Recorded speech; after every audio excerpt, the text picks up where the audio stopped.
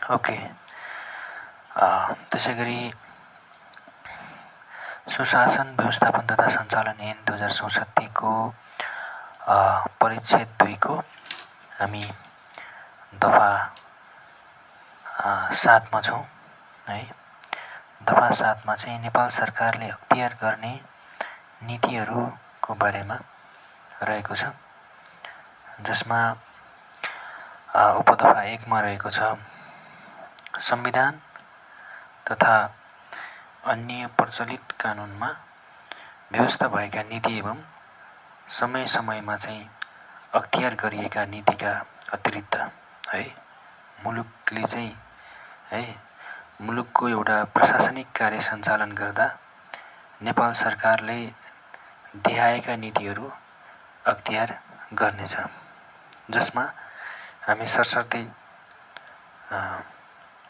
जान्न गइरहेका छौँ। सर्वप्रथम रहेको छ आर्थिक उदारीकरण सम्बन्धी नीतिहरू है।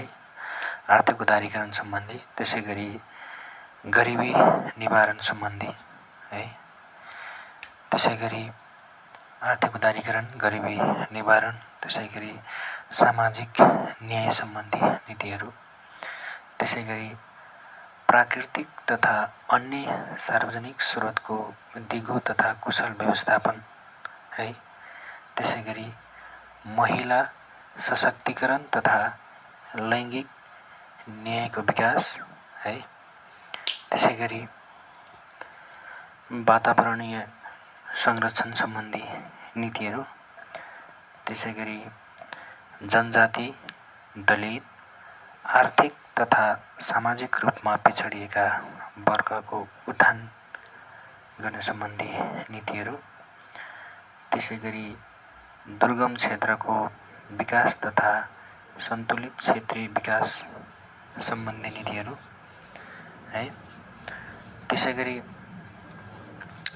उपदफा 1 को क मा के भनेछ भन्दाखेरि प्रदेश र स्थानीय कार्यपालिकाको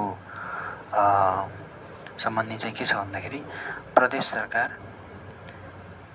गाउँ कार्यपालिका वा नगर कार्यपालिकाले आफ्नो प्रशासनिक कार्य सम्पादन गर्दा है उपदफा 1 मा उल्लेखित नेपाल सरकारले अख्तियार गरेको हैन नीतिको चाहिँ अधीनमा रहेर आवश्यक नीतिहरू अख्तियार गर्नेछन् भनिन्छ है। प्रदेश सरकार र स्थानीय सरकारको चाहिँ प्रशासनिक कार्य सम्पादन गर्नका लागि चाहिँ यो उपदफा 1 मा चाहिँ जति कुराहरू चाहिँ उल्लेख भएको छ है, त्यसैमा आधारित रहेर चाहिँ नेपाल सरकारले चाहिँ अख्तियार गरेको नीतिको अधीनमा रहेर चाहिँ के गर्छ भन्दाखेरि आवश्यक नीतिहरूको चाहिँ अख्तियार गर्ने गर्दछन् है। अब त्यसै गरी हामी परिच्छेद 4 मा जान चाहन्छौँ र परिच्छेद 4 मा चाहिँ यो प्रशासनिक कार्य सम्पादन गर्दाखेरि चाहिँ अपनाउनु पर्ने विभिन्न कार्यविधिहरूको बारेमा चाहिँ उल्लेख गरेको छ। ओके, दफा 14 मा चाहिँ एउटा निश्चित कार्यविधि अपनाउनु पर्ने भनेको छ। एसएन वा अन्य प्रचलित कानुन बमोजिम निर्णय गर्न पाउने हैन अधिकारीहरूले चाहिँ कुनै विषयमा निर्णय गर्दा प्रचलित कानुनमा कुनै कार्यविधिको चाहिँ व्यवस्था भएको रहेछ भने त्यस्तो कार्यविधि र त्यस्तो व्यवस्था नभएको अवस्थामा निर्णय गर्नुपर्ने विषयको प्रकृति हेरेर चाहिँ उपयुक्त कार्यविधि अपनाउनु पर्नेछ भनेको छ है। निश्चित कार्यविधि अपनाउनु पर्छ जसमा चाहिँ एसएन अथवा चाहिँ कुनै प्रचलित कानुनको चाहिँ अधीनमा रहेर निर्णय गर्न पाउने चाहिँ अधिकारीले है कुनै विषयमा निर्णय गर्दाखेरि प्रचलित कानुनमा कुनै कार्यविधिको व्यवस्था भएको भए त्यो व्यवस्था अनुरूप है, यदि त्यस्तो कार्यविधि र त्यस्तो चाहिँ व्यवस्था नभएको अवस्थामा चाहिँ निर्णय गर्नुपर्ने विषयको चाहिँ प्रकृति हेरेर है, यदि निर्णय गर्नुपर्ने भए चाहिँ है, यदि निर्णय गर्नुपर्ने कारण चाहिँ एकदमै मनासिब देखिएमा चाहिँ उपयुक्त कार्यविधि चाहिँ अपनाएर एउटा निर्णय गर्न पाउने अधिकारीले चाहिँ त्यसरी चाहिँ कार्यविधि हैन, निश्चित कार्यविधि चाहिँ अपनाउनु पर्ने भन्ने कुरा चाहिँ यहाँ उल्लेख गरेको छ।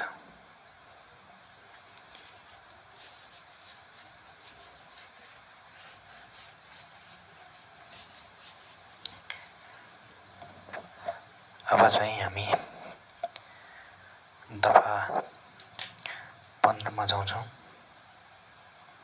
दफा 15 मा चाहिँ निश्चित समय चाहिँ अवधिभित्र चाहिँ निर्णय गर्नुपर्ने भन्ने कुरा उल्लेख गरेको छ है। निश्चित समयावधि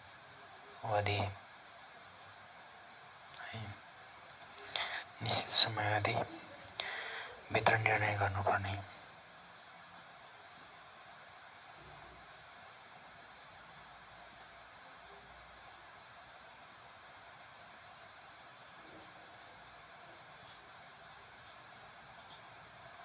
निश्चित समयावधिभित्र निर्णय गर्नुपर्ने भनेको छ। ल, यसमा चाहिँ के कस्तो व्यवस्था रहेको छ भन्ने बारेमा सरसर्ती हेरौँ। 1 मा रहेको छ, एसएन वा अन्य प्रचलित कानुन बमोजिम निर्णय गर्न पाउने अधिकारीले कुनै विषयमा निर्णय गर्दा प्रचलित कानुन बमोजिम कुनै निश्चित अवधिभित्र चाहिँ निर्णय गर्नुपर्ने रहेछ भने सोही अवधिभित्र र त्यस्तो अवस्था नभएमा निर्णय गर्नुपर्ने विषयको चाहिँ प्रकृति हेरेर निर्णय गर्न पाउने अधिकारीले उपयुक्त ठहरेमा समयावधिभित्र चाहिँ हैन निर्णय गर्नुपर्नेछ भनेछ। त्यसैगरी आवश्यक तथ्य, सूचना वा प्रमाण उपलब्ध नभएको कारणले उपदफा 1 बमोजिमको अवधिभित्र निर्णय गर्न नसकिने रहेछ भने है, निर्णय गर्न पाउने अधिकारीले सोको कारण खुलाई निर्णय गर्नुपर्नेछ है। के भन्यो भन्दाखेरि चाहिँ आवश्यक तथ्य, सूचना र प्रमाण उपलब्ध नभएको कारणले उपदफा 1 मा है भनिए बमोजिम अवधिभित्र चाहिँ निर्णय गर्न नसकिने रहेछ भने निर्णय गर्न पाउने अधिकारीले सोको कारण खुलाएर निर्णय गर्नुपर्नेछ भनेछ। उपदफा 2 बमोजिम कारण खुलाई निर्णय भएकोमा हैन निर्णय गर्न पाउने अधिकारीले सोको जानकारी आफूभन्दा एक तह माथिको पदाधिकारीलाई यथाशीघ्र दिनुपर्नेछ है। उपदफा 3 मा के भन्यो भन्दाखेरि चाहिँ उपदफा 2 बमोजिम चाहिँ कारण खुलाई निर्णय भएकोमा चाहिँ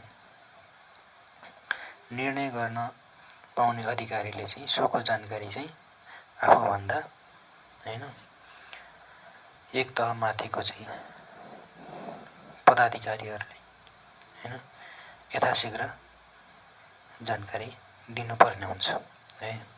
त्यसैगरी अब उपदफा 16 मा जाउँ। उपदफा 16 मा चाहिँ के भनेको छ भन्दाखेरि निर्णय गर्दा पारदर्शिता कायम गर्नुपर्ने भनेछ है। निर्णय गर्दा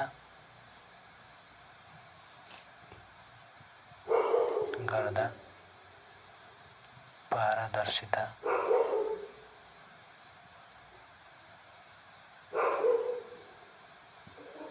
कायम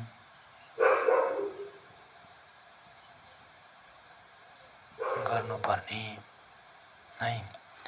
निर्णय गर्दा चाहिँ पारदर्शिता कायम गर्नुपर्ने भनेको छ। ओके, एसएन वा अन्य प्रचलित कानुन बमोजिम निर्णय गर्न पाउने अधिकारीले चाहिँ कुनै पनि विषयमा निर्णय गर्दा पारदर्शी ढङ्गबाट गर्नुपर्ने हुन्छ भन्ने कुराको चाहिँ यहाँ दफा 16 मा उल्लेख गरेको छ। त्यसै गरी अब